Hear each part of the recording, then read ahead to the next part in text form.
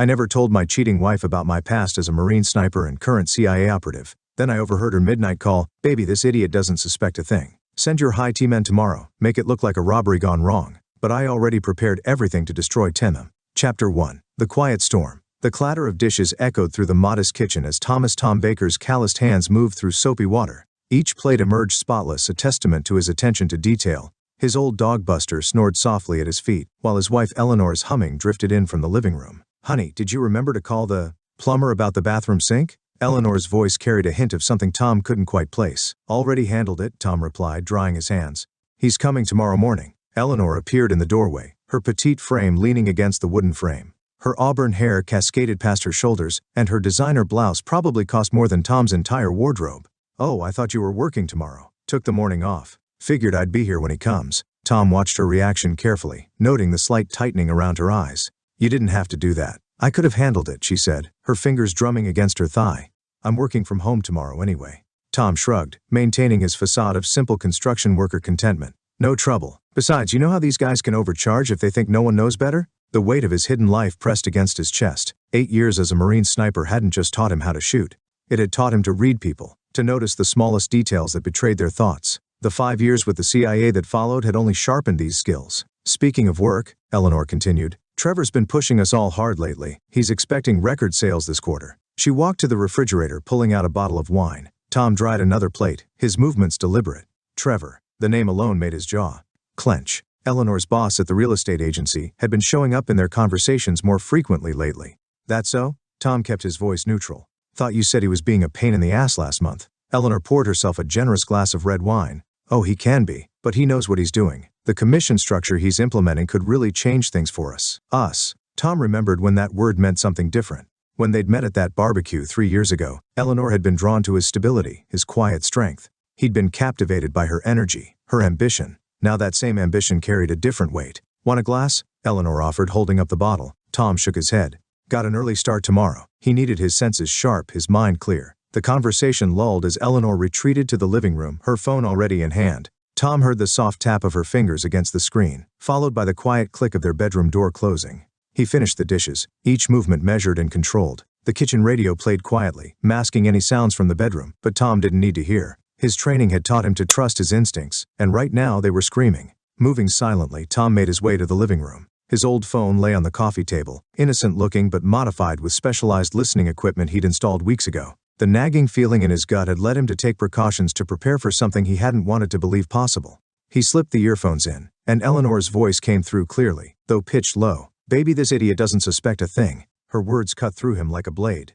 "Send your hitmen tomorrow. Make it look like a robbery gone wrong." The blood in Tom's veins turned to ice. Trevor's voice responded, smooth and confident. "Don't worry, beautiful. By this time tomorrow you'll be a grieving widow, and we can finally be together properly. Just make sure it's clean," Eleanor continued. "I don't want any complications. My guys are professionals. They'll make it quick, and the insurance payout will set us up nicely. You've done well, baby. Just keep playing your part for one more night."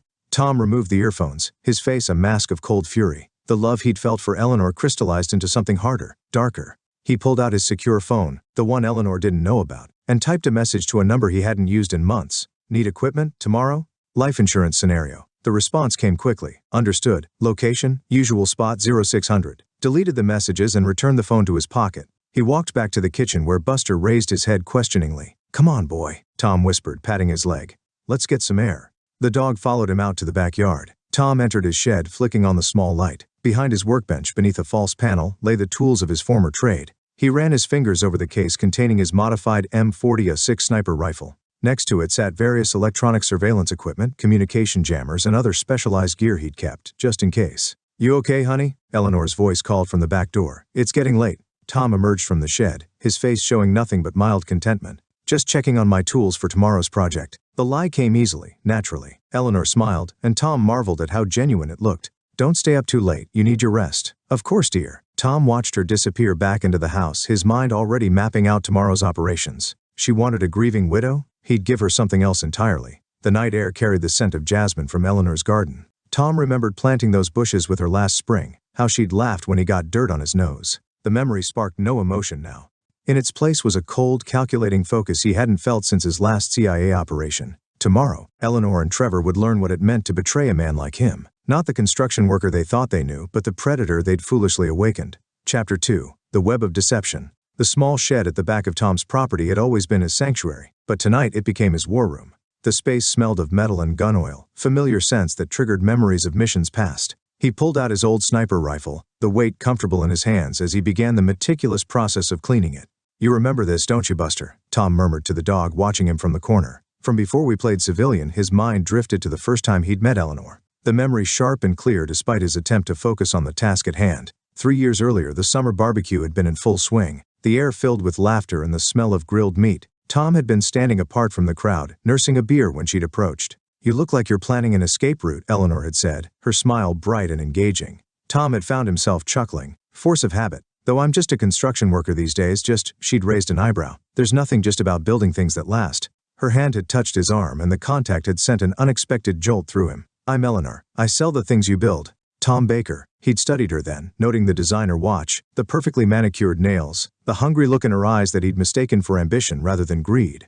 Present, Tom set down the cleaned rifle and moved to a locked cabinet in the corner. Inside were various electronic devices, each one carefully maintained. He selected several motion sensors and a sophisticated communication jammer. "Should have seen it sooner, boy," he told Buster, who wagged his tail in response. The signs were all there. He pulled out his secure phone again and dialed a number. Mateo speaking. The voice on the other end was alert despite the late hour. "It's Baker. Need your expertise tomorrow afternoon. The kind that leaves no trace." A low whistle came through the speaker. "Must be serious if you're calling this line." "What's the scenario?" "Wife and her lover hired hitmen. Need to make sure their digital footprint disappears when I'm done." "Shit, man." Mateo paused. "Eleanor, the real estate agent?"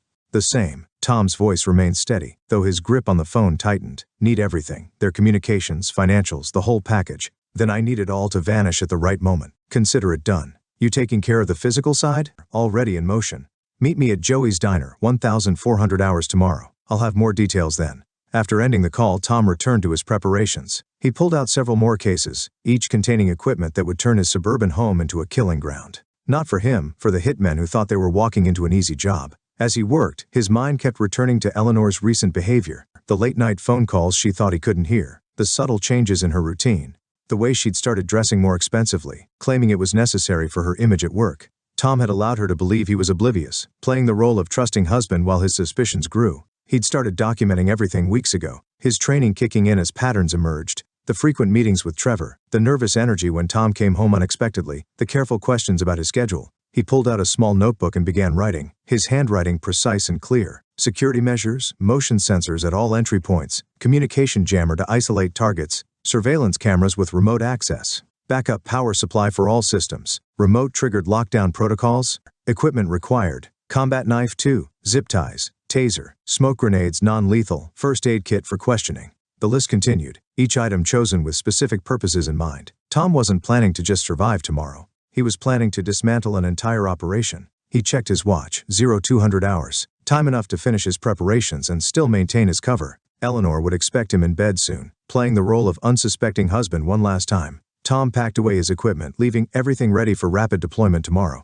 As he stood to leave, his hand brushed against an old photograph tucked away in one of the cases. It showed him in his Marine dress uniform receiving a commendation. The man in that photo had been direct, brutal when necessary, untouched by civilian softness. "Time to remember who you are," he muttered, tucking the photo away. Buster followed him as he secured the shed and headed back to the house. Through the kitchen window he could see Eleanor in her nightgown, preparing a cup of tea. Her movements were relaxed, confident. She had no idea that her carefully constructed plan was about to collapse. Tom entered through the back door, maintaining his usual demeanor. "Sorry, lost track of time out there." Eleanor turned, her smile perfectly practiced. "I made you some tea. Chamomile. Helps you sleep." "Thanks, honey." He accepted the cup, not drinking. "You heading to bed?" "In a minute. Just need to check one last email from Trevor about tomorrow's listings." Tom nodded, watching her tap at her phone. Each gesture, each casual lie filed away in his mind. Tomorrow she would learn the cost of betrayal. Tonight he would play his part one final time. He set the untouched tea aside when she wasn't looking and headed upstairs. In their bedroom, he went through his normal routine, all while his mind calculated angles, timing, and contingencies. The hitmen would come expecting an easy target. Instead, they'd find a predator waiting in familiar hunting grounds. As he lay in bed, Eleanor curled up beside him as she always did. Tom allowed himself one final thought of what might have been. Then he locked those feelings away, replacing them with the cold focus he'd need tomorrow. The woman beside him was no longer his wife. She was just another target in his crosshairs. Chapter 3: The Game Begins. The construction site buzzed with activity as Tom worked alongside his crew, his movements precise and controlled, despite the weight of the steel beam they were positioning. Sweat dripped down his back, but his mind remained sharp, focused on the multiple threads of his plan. "Baker," his foreman called out. "Got a minute?" Tom secured his end of the beam and walked over, wiping his hands on his work pants. "What's up, Mike? Got a call from your wife earlier. Said she's been trying to reach you." Mike's expression was concerned. "Everything okay? Phone's acting up." Tom lied smoothly. "I'll check in with her at lunch." He knew exactly why Eleanor was calling. She wanted to confirm his schedule to make sure he'd be home at the right time for her planned robbery. The thought made his jaw clench, but his face remained neutral. At precisely 1,400 hours, Tom pulled into the parking lot of Joey's Diner. The small establishment sat on the outskirts of town, its faded exterior making it easy to overlook. Perfect for meetings that needed to stay private. Mateo was already inside, occupying a booth in the back corner. The tech specialist looked exactly as Tom remembered, thin, anxious energy barely contained beneath a veneer of casual indifference. "You look like shit," Mateo observed as Tom slid into the booth. "Save it." Tom pulled out a USB drive and placed it on the table. "I need everything on here analyzed and ready by tonight. Focus on financial transactions between Trevor Morrison and any suspicious offshore accounts." Mateo picked up the drive, his fingers dancing over its surface. "You know this is going to cost extra, right? Rush job, high-risk target. Money's not an issue." Tom's voice was flat. "Trevor's accounts will more than cover it." The waitress approached, but one look at Tom's expression had her retreating without taking their order. "Talk me through what you've got so far," Mateo said, leaning forward. Tom pulled out his phone, showing Mateo a series of surveillance photos. "Trevor's been meeting with these three men regularly over the past month. I need their communications monitored, their movements tracked. When everything goes down, I want them completely isolated." "Jesus, Tom." Mateo whistled low. "You're not just looking to survive this, are you? You're going to destroy them." "They made their choice." Tom's voice carried an edge that made Mateo shift uncomfortably. "Now they deal with the consequences." For the next hour they went through the technical details of Tom's plan. Mateo occasionally interjected with suggestions, his expertise filling gaps Tom hadn't considered. "The jamming device will need to be calibrated carefully," Mateo explained, sketching on a napkin. "Too strong. And it'll affect your own equipment. Too weak, and they might get a signal out." "Can you handle it?" Mateo nodded. "I'll have it ready in 3 hours." "But Tom," he hesitated. "What about Eleanor? She's not just some target. You loved her." Tom's expression hardened. "Love is for civilians. She chose her side." The rest of the afternoon passed in a blur of preparation. Tom returned to work briefly, maintaining his cover, then made a show of leaving early due to a headache. His crew wished him well, none of them suspecting that their quiet, reliable co-worker was preparing for war. At home, Tom moved with practiced efficiency. He placed motion sensors at strategic points throughout the house, each one connected to a central monitoring system in his shed. The cameras were next hidden in plain sight, one in a smoke detector, another in a wall clock, 3 more disguised as electrical outlets. His phone buzzed. "Eleanor." "Hey honey." Her voice dripped with concern. "Heard you weren't feeling well. Want me to pick up some soup on my way home?" "That would be great," he replied, infusing his voice with just the right amount of discomfort. "Might turn in early tonight." "Poor baby, I'll take care of you." The call ended, and Tom allowed himself a grim smile. She really thought she had him fooled completely. His phone buzzed again, this time a message from Mateo. "Equipment ready. Package contains extra surprises. Don't open the red case until you need it." Tom retrieved the package from their predetermined drop point, a storage locker at the local gym. Inside he found everything he'd requested, plus a few additions that made him raise an eyebrow. Mateo had outdone himself. The red case contained a sophisticated audio surveillance system, far more advanced than what Tom had initially requested. He carried everything to his truck, his movements casual and unhurried despite the lethal cargo. Back home, Tom continued his preparations. He installed the new equipment with practice ease, each piece adding another layer to his trap. The house that Eleanor thought would be his tomb was becoming his fortress. His phone buzzed with another message from Eleanor. "Picking up soup now. Need anything else?" "Just you," he replied, the lie bitter on his tongue. While waiting for Eleanor's return, Tom made one final check of his preparations. The motion sensors were active, their silent signals connecting to his modified phone. The cameras fed directly to both his shed's monitoring system and its secure cloud server Mateo had set up. The jammers were in place, ready to create a dead zone at his command. The sound of Eleanor's car pulling into the driveway snapped him to attention. Tom quickly moved to the couch, arranging himself to look suitably under the weather. "Honey, I'm home," Eleanor called out, her heels clicking against the floor. "I got you that chicken soup you like." Tom watched her through half-closed eyes as she bustled around the kitchen, playing the role of caring wife to perfection. Her phone buzzed, and she checked it with what she thought was subtle discretion. "Trevor's being impossible again," she sighed, setting down a bowl of soup. "He wants updated listings by tomorrow morning." "Can it wait?" Tom asked, noting how she tensed slightly at the question. "You've been working too hard lately." Eleanor's laugh was practiced. "Perfect. That's sweet. But you know how real estate is. Always on call." She kissed his forehead. Why don't you eat your soup and get some rest? I'll handle some emails in the study. Tom made a show of eating the soup slowly while Eleanor disappeared into the study. Through his phone he could see her typing furiously on her laptop, no doubt coordinating tomorrow's attack with Trevor. The hours crept by. Tom maintained his sick act, occasionally coughing or shifting uncomfortably on the couch. Eleanor played her part equally well, checking on him periodically with convincing concern. I think I'll turn in early, Tom announced around 9, his voice deliberately rough. Don't stay up too late. I won't, Eleanor promised. Just need to finish these emails. In their bedroom, Tom lay awake, listening to Eleanor's movements downstairs. Through his earpiece he could hear her conversation with Trevor. Everything's set, she whispered. He's sick, so he'll be sleeping heavily tomorrow. Your guys know what to do. All arranged, baby, Trevor's smooth voice replied. This time tomorrow you'll be a wealthy widow. The insurance company won't suspect a thing. Tom closed his eyes, not to sleep but to focus. He reviewed his plan one final time, checking for any weaknesses or oversights. Everything was in place. Tomorrow, Eleanor and Trevor would learn exactly who they were dealing with.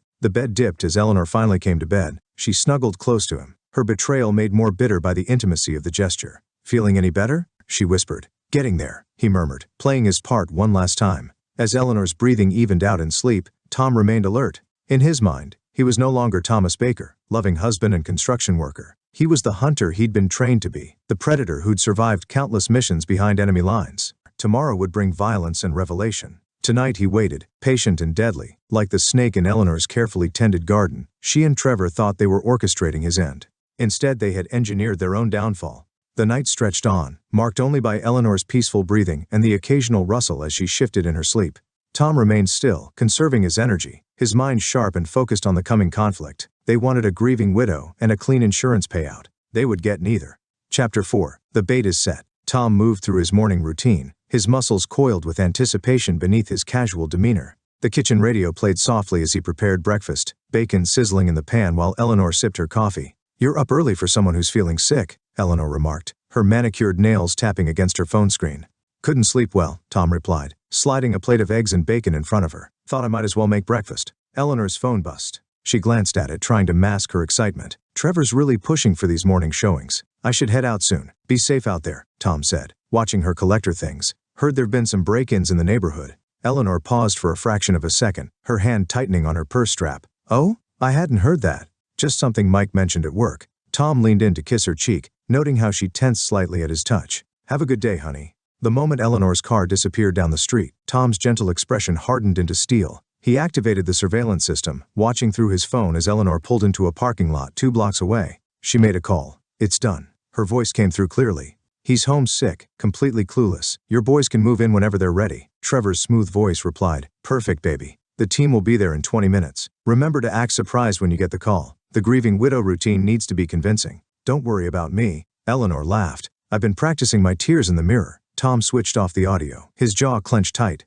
He moved to his shed where his equipment lay ready. The listening devices were active throughout the house, motion sensors primed at entry points. He pulled up the feed from the street camera he'd installed last week, watching as a black SUV made its third pass of the morning.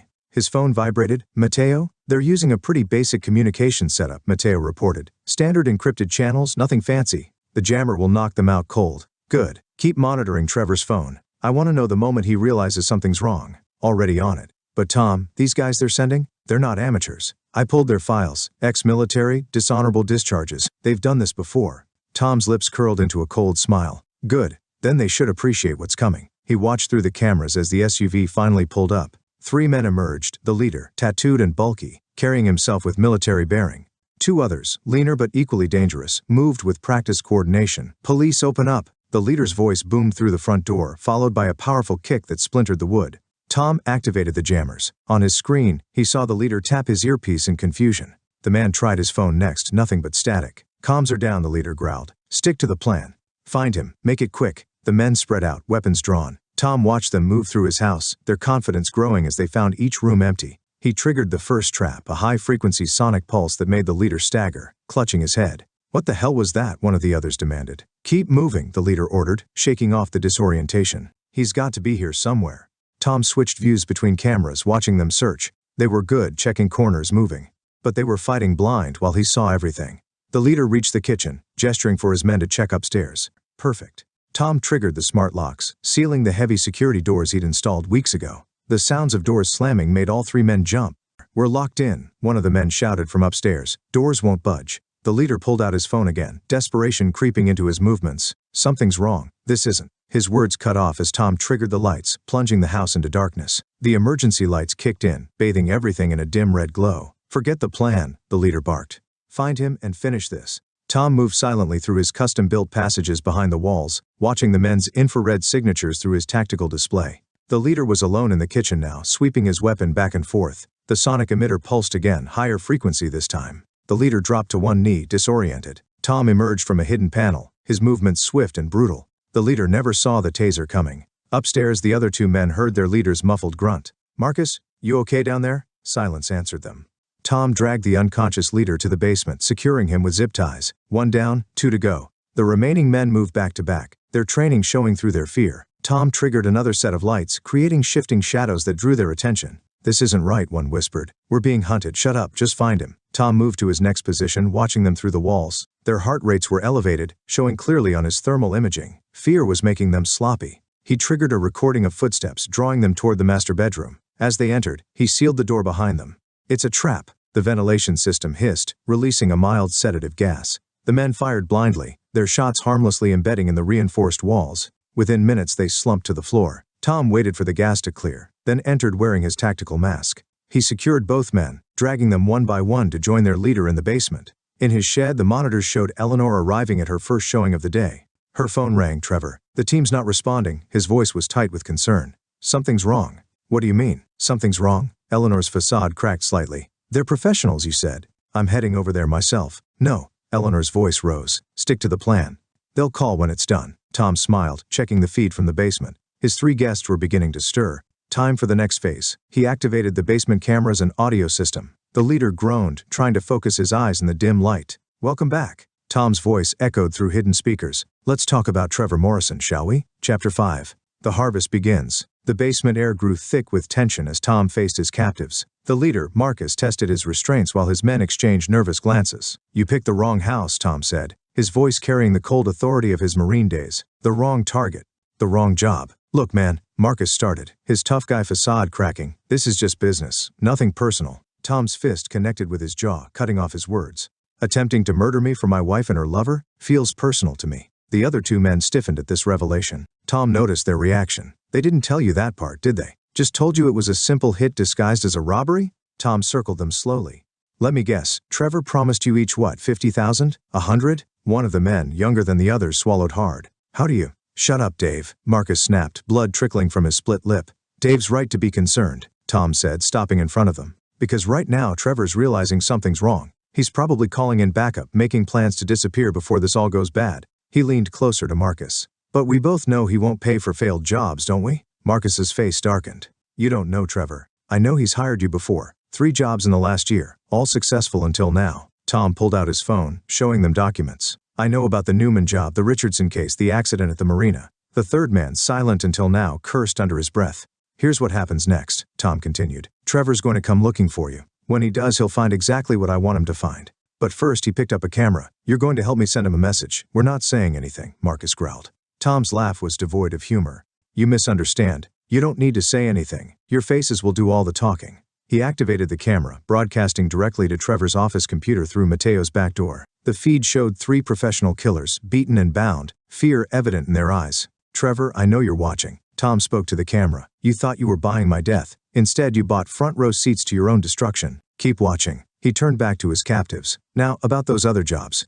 Hours passed as Tom systematically broke down their resistance. He didn't need torture or extreme violence. He had information, leverage, and the patience of a trained interrogator. Dave broke first, spilling details about Trevor's operation. The second man, Tony, followed soon after. Marcus held out longer, but even he cracked when Tom played recordings of Trevor already working to pin everything on them. "That snake," Marcus spat. "We did everything he asked and he's already selling us out." "He's making calls to his contacts in the police department," Tom confirmed, "painting you as rogue operators who tried to extort him. By tomorrow, you'll be his scapegoats." "What do you want from us?" Tony asked, defeat in his voice. "Everything. Names, dates, details, every job Trevor's commissioned, every payoff, every contact." Tom held up a digital recorder. "Consider it your insurance policy." As they talked, Tom's phone lit up with messages from Mateo. "Trevor's freaking out. Called 6 different numbers in the last hour. Tried to access his offshore accounts. Already locked him out. He's making mistakes." Tom sent back, "Keep monitoring. Phase 2 starts soon. To his captives, he said. Comfortable? Good. Because we're about to put on a show that'll tear Trevor's world apart. He set up additional cameras, positioning them carefully. Your confessions are going live soon. But first, let's make sure Trevor and Eleanor understand exactly what they've done. Tom pulled up the surveillance feed from his house on a monitor. Eleanor had returned, pacing nervously in the living room. Phone pressed to her ear. Trevor's not answering. She was saying to someone, something's wrong. The team should have called hours ago. Tom smiled coldly. Watch this, he told his captives. He pressed a button, and Eleanor's phone rang. Hello? Her voice shook slightly. Check your email, Tom said, using a voice modulator. Eleanor rushed to her laptop. The color drained from her face as she opened the file. Video of her conversation with Trevor about the hit, followed by footage of her grieving widow practice session in their bathroom mirror. Who is this? What do you want? Justice, Tom replied. Tell Trevor to check his company's website in 1 hour. The truth is coming out. He ended the call, turning back to his captives. And now, gentlemen, you're going to help me destroy Trevor Morrison's entire world. Chapter 6. The Exposure. The morning sun had barely risen when Tom initiated the final phase of his plan. In the basement, his 3 captives sat before the camera, their confessions recorded and ready for broadcast. Above, Eleanor was frantically trying to reach Trevor, unaware that her husband was orchestrating their downfall from below. It's time, Tom announced, checking his monitors. Trevor's company website was experiencing unusually high traffic. Mateo's work, ensuring maximum exposure. Ready for your moment of fame? Marcus glared but said nothing. Dave and Tony just looked resigned. Tom activated the broadcast, hijacking Trevor's company's website. The professional corporate homepage dissolved into a live feed of the basement. Ladies and gentlemen, Tom began, his voice altered by the modulator. What you're about to see is the truth behind Trevor Morrison's real estate empire. These men were hired to commit murder this morning. Instead, they're going to tell you about all the other crimes they committed for Mr. Morrison. He played the recordings, hours of detailed confessions about mortgage fraud, intimidation, and worse. The viewer count climbed rapidly as Mateo ensured the feed spread across social media. Tom's phone buzzed. Trevor was calling Eleanor. What the hell is happening? Trevor's smooth voice had turned frantic. The office is going crazy. Clients are calling. The board is demanding answers. I don't know. Eleanor's panic was real now. He knows Trevor. Whoever this is, they know everything. Shut up. Just I'm coming over. Don't talk to anyone. Tom switched to the street cameras, watching Trevor's Mercedes speed toward the house. Perfect. To his captives, he said, your boss is coming. Let's make sure he gets a proper welcome. He triggered the next video sequence. Security footage showing Trevor meeting with the hit team, passing envelopes of cash, discussing problems that needed solving. The basement door opened, and Tom stepped back into the shadows as Trevor's footsteps pounded down the stairs. What the fuck is going on? Marcus, Dave? Trevor froze at the sight of his men bound and beaten. Who? Hello, Trevor? Tom emerged, his voice now natural, watching recognition and fear flood Trevor's face. Baker, but how? Surprised to see the man you tried to have killed. Tom moved closer, enjoying Trevor's instinctive step backward. Did you really think I was just a simple construction worker? Trevor's hand moved toward his jacket. Tom had him pinned against the wall before he could reach his gun. 8 years as a Marine sniper, Tom said conversationally, disarming Trevor with practice ease. 5 years CIA, but you didn't do your homework, did you? Too busy seducing my wife and planning my murder. Listen, Trevor's voice took on a pleading tone. We can work something out. Money? I can pay. I don't want your money. Tom zip-tied Trevor's hands. I want your destruction. And guess what? It's already happening. He turned Trevor to face the monitors showing his company's website. Comments and shares were exploding. News vans were arriving at the office. No, Trevor whispered. No, no, no, yes. Tom positioned him in front of the camera. Your turn for a confession. I won't. You will. Because if you don't, these 3 will tell the police about all your other projects, including the ones your family doesn't know about. Trevor's resistance crumbled as Tom laid out the evidence. Years of illegal dealings, all documented and ready to release. You can confess now, take a plea deal later, maybe see daylight again in 20 years, Tom offered. Or stay silent and I release everything. Your choice. Trevor talked. He talked about the murder plot, about Eleanor's involvement, about years of corruption and crime. The viewer count hit 6 figures as he implicated business partners, corrupt officials, other conspirators. When the police finally arrived, drawn by anonymous tips about a disturbance, they found a treasure trove of evidence. 4 men tied up in a basement, recordings of multiple crimes, a dead man's switch ensuring everything would go public if anyone tried to bury it. Tom met them at the door, playing the role of shocked homeowner who defended himself from robbers. He gave his statement, provided the security footage of the break-in, and declined to press charges himself. The other evidence would be more than enough. Eleanor arrived as the police were leading Trevor and his men away. She stood on the front lawn, watching her carefully planned future crumble. Mrs. Baker? An officer approached her. We have some questions about your involvement with Mr. Morrison. Tom left before she could see him, slipping away as reporters began to arrive. In his pocket, he carried a simple note. I know and you will see. He drove to Mateo's place, where they would monitor the fallout of their plan. Through the screens they watched as Trevor's perfectly constructed world began to crumble. Check this out, Matteo said, pointing to one of his monitors. Trevor's company stock is in freefall. Board members are calling emergency meetings. His family's trying to distance themselves already. Tom nodded, watching the chaos unfold. What about Eleanor? Police are questioning her now. Matteo pulled up a video feed from the police station. She's trying to play innocent, but those recordings we released aren't leaving her much wiggle room. Through the feed, they could see Eleanor's composure cracking as detectives played back her conversations with Trevor. Her designer clothes and perfect makeup couldn't hide her growing desperation. I want to set up a new identity, Tom said, his voice firm. Something that'll let me disappear after this is done. Matteo raised an eyebrow. You're not sticking around to watch them go down? I've set the trap. Now I just need to make sure they can't escape it. Tom pulled out a USB drive. This contains everything. The complete records of Trevor's operations, Eleanor's involvement, all of it. Release it to the media if anything happens to me. You really think they might try something? Trevor has connections we don't know about. Better to be prepared. Tom checked his watch. Keep monitoring everything. I need to make one last stop. He drove back to his house, now quiet after the chaos of the morning. Police tape marked the broken front door. Inside, evidence markers dotted the rooms where his traps had sprung. Tom moved through the house, gathering specific items, photographs, documents, the recordings that would ensure Trevor and Eleanor's convictions. He took nothing personal, nothing that would suggest sentiment. His phone buzzed with news alerts. Real estate mogul Trevor Morrison arrested in murder-for-hire plot. Prominent realtor Eleanor Baker implicated in husband's attempted murder. Morrison family empire faces investigation following shocking revelation. The plan was working perfectly. Trevor's confession had opened floodgates of investigation. His business partners were scrambling to save themselves, offering up more evidence of his crimes. Eleanor's carefully crafted image as a successful realtor was shattering as clients and colleagues learned of her betrayal. Tom made one final sweep of the house, ensuring he'd left nothing to chance. In the bedroom, he placed Eleanor's note on her pillow. I know, and you will see. Simple words that would haunt her as she realized the full scope of her husband's capabilities. Back at Matteo's, they continued monitoring the situation. Trevor had been denied bail, deemed a flight risk. Eleanor was under house arrest, her assets frozen pending investigation. What now? Matteo asked as evening approached. Now we wait, Tom replied, watching the screens. Let them stew in their cells tonight, wondering what tomorrow will bring. Let them realize that their perfect plan didn't just fail. It destroyed everything they had. The news channels were running constant coverage of the scandal. Trevor's face, once proudly displayed in real estate advertisements, now appeared in mugshots. Eleanor's booking photo showed her mascara-streaked face, her expression a mixture of fear and disbelief. You know, Matteo said quietly, they'll eventually figure out it was you, that their simple construction worker husband was something else entirely. By then it won't matter. Tom stood, stretching his tired muscles. I'll be gone, and they'll have years in prison to think about their choices. The screens continue to flash with updates. More arrests, more revelations, more destruction of Trevor's criminal empire. Tom watched it all with cold satisfaction, knowing that this was just the end of Act 2. The real punishment, the complete dismantling of their lives, was yet to come. But that would be another chapter. For now, he had accomplished what he set out to do. He had turned their trap against them, exposed their crimes, and set in motion events that would ensure their downfall. Better get some rest, he told Matteo. Tomorrow's going to be busy. Chapter 7. The Fall of Trevor. Trevor Morrison sat in his office watching his empire crumble through the wall of screens before him. Each news channel broadcasted his downfall in vivid detail. The murder plot, the corruption, the years of crimes exposed in a matter of hours. Sir, his secretary's voice trembled through the intercom.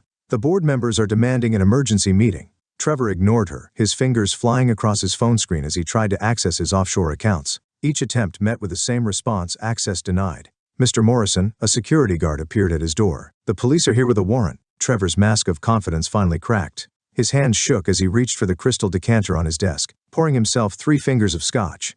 Tell them I'll be right out. His voice, usually smooth as silk, came out rough. His phone buzzed, a message from an unknown number. How does it feel watching it all burn? The police entered before he could respond. Detective Sarah Chun, a veteran of the White-Collar Crimes Division, led the team. Trevor Morrison, she announced, you're under arrest for conspiracy to commit murder, fraud, and numerous other charges we're still cataloging. This is ridiculous. Trevor attempted his usual charm. There's been a misunderstanding. Save it for your lawyer. Chun cut him off. We have your hitmen in custody singing like canaries, plus hours of video evidence you so kindly broadcasted to the entire city. As they let him out in handcuffs, Trevor watched his employees filming with their phones. The same people who'd fawned over him hours ago now smirked at his disgrace. In the precinct holding cell, Trevor finally began to understand the depth of his destruction. His family's lawyer visited briefly, only to inform him that the Morrison family was distancing themselves from the scandal. Your father wants you to know that your trust fund has been frozen, the lawyer stated coldly. The family won't be posting bail. He can't do that. Trevor surged to his feet. That money is mine. Actually, he can. The trust has a morality clause. You violated it spectacularly. Left alone, Trevor paced his cell, His phone calls went unanswered. Business partners, friends, even Eleanor ignored his pleas. A guard appeared with more news. Your accounts have been flagged for investigation. The feds are involved now. Trevor slumped onto the hard bench. His mind raced through the events that had led here. The simple plan to eliminate Eleanor's husband had somehow triggered an avalanche that buried him instead. His court appearance the next day only worsened his situation. The prosecutor laid out a devastating case, not just the murder plot but years of fraudulent deals, bribes, and corruption. Your Honor, the prosecutor announced, we have evidence Mr. Morrison has been involved in multiple criminal enterprises. The attempted murder of Thomas Baker was just the latest in a long string of crimes. Trevor's expensive lawyer shifted uncomfortably. My client maintains his innocence. Save it, the judge interrupted. Bail is denied. Mr. Morrison is remanded to custody pending trial. Back in his cell, Trevor received visitors, FBI agents with more questions about his business dealings. Each interview revealed new charges, new crimes he'd thought safely buried. Someone's been feeding us information for months, one agent mentioned casually. Building quite a case against you. Trevor's mind flashed to Baker, the quiet construction worker who'd somehow orchestrated his destruction. How had he not seen it? How had he underestimated him so completely? His family's response came through his lawyer. They were cutting all ties. The Morrison name, built over generations, couldn't weather this scandal. Your father asked me to deliver this personally, the lawyer said, sliding a letter through the bars. Trevor read it with trembling hands. You have brought shame to our family. Your actions have destroyed not just yourself but threatened everything we've built. You are no longer a Morrison. Do not contact us again. In his cell that night, Trevor finally broke. The realization hit him. He lost everything. His wealth, his status, his family name, all gone. And somewhere out there, Thomas Baker was watching it all unfold exactly as he'd planned. Chapter 8. The Ruin of Eleanor. Eleanor Baker stood in her new apartment, a far cry from the luxury home she'd shared with Tom. The walls were thin, the furniture cheap, the neighborhood questionable. Her designer clothes and expensive tastes seemed absurd in these surroundings. Her phone, once constantly buzzing with client calls and messages, remained silent. The few times it did ring brought only bad news. Another client firing her, another friend cutting ties, another bill she couldn't pay. She checked her bank accounts obsessively, watching her savings dwindle. Her real estate license had been suspended, pending investigation. No brokerage would touch her now. You've really made a mess of things, her lawyer had told her bluntly. The evidence against you is overwhelming. You're looking at serious time unless you cooperate. Eleanor paced her small living room, remembering the video that had destroyed her life. Her own voice plotting Tom's murder, practicing her grieving widow act. The footage had gone viral, shared thousands of times. Her face, once featured in glamorous real estate advertisements, now appeared in news reports about betrayal and murder plots. A knock at her door made her jump. She opened it to find a well-dressed man she didn't recognize. Mrs. Baker? He smiled politely. I'm here about your assets. My assets? Yes. The forensic accountants have some questions about certain transactions between you and Mr. Morrison. Eleanor's stomach dropped. They were digging into everything now, unraveling the web of deceit she'd helped Trevor weave. I don't know anything about that. She tried to close the door. Mrs. Baker, his foot blocked the doorway. Cooperation now might help your situation later. She let him in, listening numbly as he detailed the evidence against her. Money laundering, fraud, conspiracy, the charges kept piling up. After he left, Eleanor collapsed onto her shabby couch. Her phone buzzed, a message from an unknown number. How's the view from rock bottom? She hurled the phone across the room, but the truth followed it. She'd done this to herself. Her greed, her ambition, her betrayal of a good man had led here. The next day brought more humiliation. At the grocery store, a former client spotted her. Isn't that the woman who tried to have her husband killed? The whispers followed her through the aisles. Eleanor abandoned her cart, fleeing to her car. She sat there, tears streaming down her face, remembering Tom's quiet strength, his devotion, his simple happiness that she'd scorned. A knock on her window startled her. A man stood there, his features somehow familiar yet strange. Hello, Eleanor? She rolled down the window cautiously. Do I know you? You could say that. He smiled, and something in that expression made her blood run cold. Recognition dawned slowly. Tom, but it wasn't quite Tom. His appearance was altered, his manner different. He handed her an envelope. What's this? Your fate. He turned to leave, then paused. I know, and you will see.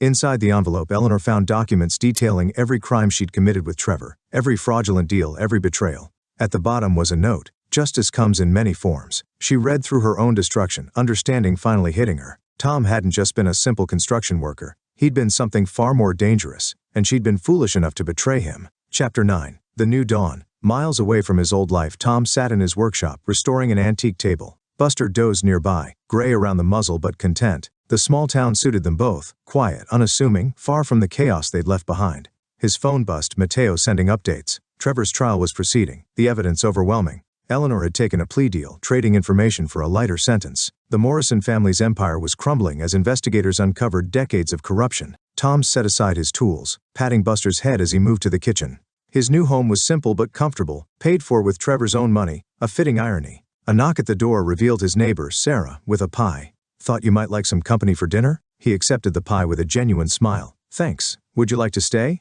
Over dinner they talked about normal things, the weather, local gossip, his furniture restoration business. Sarah knew him as James Wilson, a quiet widower who'd moved to town seeking peace. After she left, Tom sat on his porch, watching the sunset. His phone buzzed again. Another update from Mateo? Eleanor had been sentenced to 15 years. Trevor faced even longer. "Good boy." Tom scratched Buster's ears. "We did what needed doing." He thought about his new life, the peace he'd found, the simple pleasures he'd rediscovered. The betrayal had changed him, hardened him further, but it hadn't broken him. In his study, a hidden safe contained evidence of his past life. Photos, documents, recordings, insurance against any future threats. Tom had learned his lesson about trust, about keeping his guard up. But he'd also learned about justice, about the satisfaction of carefully planned revenge. Eleanor and Trevor had thought him weak, naive. They'd learned too late what he truly was, a predator who'd been playing at being prey. Tom poured himself a whiskey, remembering Eleanor's face when she'd finally recognized him. Trevor's desperation as his empire crumbled. He felt no regret, no remorse. They'd made their choices, and he'd made them pay. His new neighbors saw him as a friendly craftsman who kept to himself. They didn't need to know about the weapon cache in his basement, the surveillance equipment in his attic, the escape plans ready at a moment's notice. Some habits couldn't be broken. Some lessons shouldn't be forgotten. As night fell, Tom checked his security systems, a ritual from his past life that still brought comfort. Everything was quiet, secure. In his new town, under his new name, he'd found a different kind of peace. Not the peace of ignorance he'd had before, but the peace of a warrior who remained ready, who knew his own strength. The peace of a man who'd faced betrayal and emerged stronger, who'd turned enemies' plans against them and crafted destruction. Buster stirred in his sleep and Tom smiled. They'd survived, adapted, moved on, but they hadn't forgotten. They never would. Epilogue.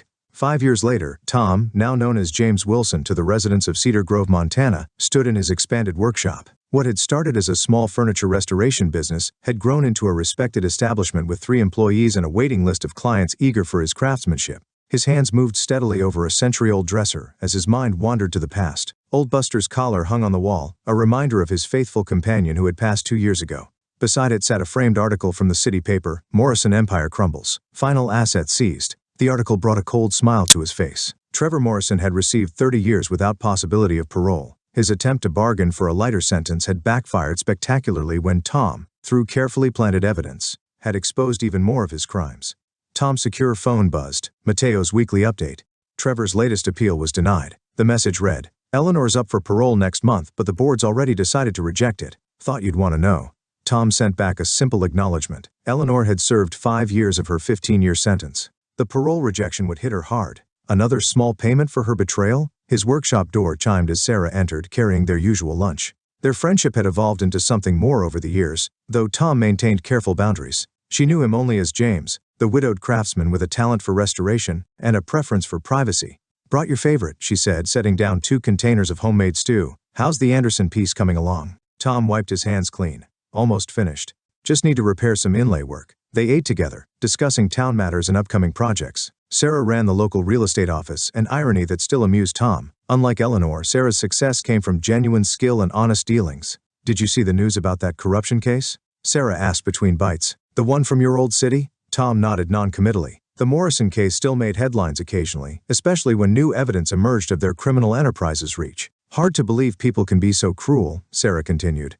"Planning to murder someone for insurance money. It's inhuman." "Some people deserve what they get," Tom replied quietly. After lunch, Tom checked his security feeds, another habit he'd never abandoned. His new home was a fortress disguised as a modest ranch house with escape routes, weapons caches, and surveillance systems that would impress his old CIA handlers. His laptop held encrypted files tracking the key players from his past. Trevor Morrison, still in federal prison. Multiple appeals denied. Family fortune gone. Name disgraced. Recent prison reports indicated he'd aged badly, his famous charm replaced by bitter rage. Eleanor Baker, prisoner number 24,789, 1 year 5 of 15. Multiple disciplinary incidents. Psychiatric evaluation noted, severe depression and paranoid tendencies. Still obsessed with identifying the man who'd visited her before her arrest. Marcus, former hitman, serving 20 years after turning state's evidence. His testimony had helped bury Trevor deeper, just as Tom had planned. Dave and Tony, other hitmen, 12 years each, both model prisoners hoping for early release. They still had nightmares about the house that had turned into a trap. The Morrison family, reduced to upper-middle-class status after the scandal. They'd salvaged some wealth but lost their social standing. Tom's carefully planted evidence had implicated several family members in Trevor's crimes. Mateo had done well for himself. Tom's share of Trevor's hidden accounts had set them both up comfortably. The tech expert now ran a legitimate cybersecurity firm, though he maintained the skills and contacts that had helped destroy the Morrisons. A notification popped up on Tom's secure screen. Eleanor had tried again to access her old email accounts. Even in prison, she was still searching for answers, trying to understand how her simple husband had orchestrated her destruction. Tom opened a hidden folder containing surveillance photos from the prison. Eleanor's designer clothes and perfect makeup had been replaced by prison scrubs and hollow eyes. Her recent photos showed a woman haunted by her choices, broken by consequences she'd never anticipated. His phone buzzed again. A different kind of update. His remaining CIA contacts occasionally passed him information about potential threats. Old habits died hard, and Tom preferred staying informed. Former associate of Trevor's asking questions about Thomas Baker. Want us to handle it? Tom considered the offer. Send me the details. I'll take care of it. The past had a way of rippling into the present. Tom had learned to watch for those ripples, to deal with them before they became waves. Later that evening, Tom drove home to his ranch house on the outskirts of town. The property's isolation suited him. Clear lines of sight. No surprise approaches. The security system reported all clear as he entered. Sarah's car was parked in the driveway. She often came over for dinner, bringing warmth to his carefully maintained solitude. Tonight she'd prepared his kitchen for a cooking lesson she'd been insisting on. You can't live on diner food forever, she teased, handing him an apron. Tom allowed himself to enjoy the moment while staying alert. Sarah was good company, honest and direct, but he'd learned his lesson about trust. His heart remained guarded, his true nature concealed. As they cooked, Tom's secure phone displayed another update. Eleanor had been in the prison infirmary again. Her latest breakdown had included claims about her ex-husband being a government assassin. Nobody believes her, Mateo's message noted. Staff thinks she's delusional. Perfect cover. Tom served the dinner they'd prepared, listening to Sarah's stories about her day. She was everything Eleanor wasn't. Genuine, content with simple pleasures, honest to her core. You're quiet tonight, she observed, touching his hand gently. Just thinking about an old project, he replied. After Sarah left, Tom checked his surveillance feeds one final time. His laptop displayed another news update. Trevor Morrison had been found unconscious in his cell, another failed attempt to end his suffering.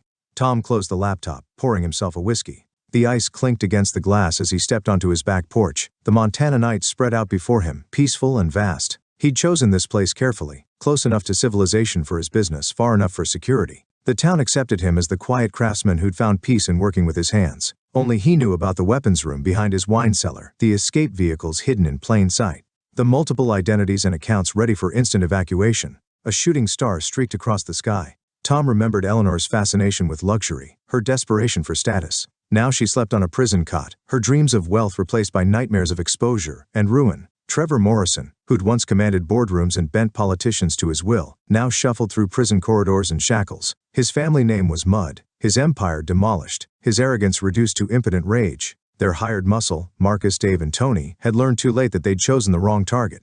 Their prison sentences were the price of underestimating a quiet man with hidden depths. Tom's phone buzzed one last time for the night. A message from his CIA contact took care of that loose end. Morrison's former associate won't be asking any more questions. He sent back his thanks, then deleted the exchange. The past still needed management sometimes, threads that required snipping before they could tangle. Inside his study, Tom opened his hidden safe.